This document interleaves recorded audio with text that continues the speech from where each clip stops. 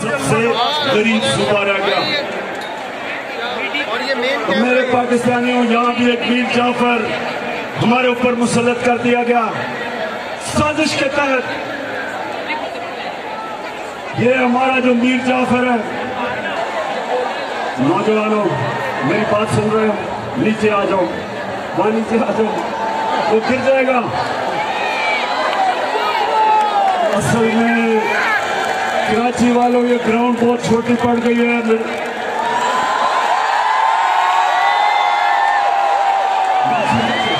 نیچے آ جاؤ. شاباش.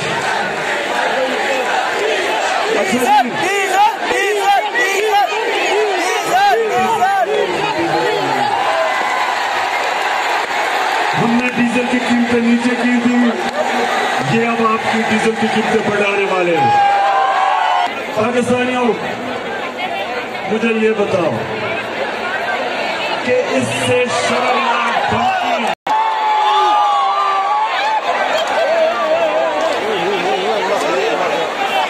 مجھے پتہ تھا یہ ہونا ہے. پاکستانیوں اس سے شرمناک دھمکی 22 کروڑ لوگوں کی قوم کو دی جا رہی ہے.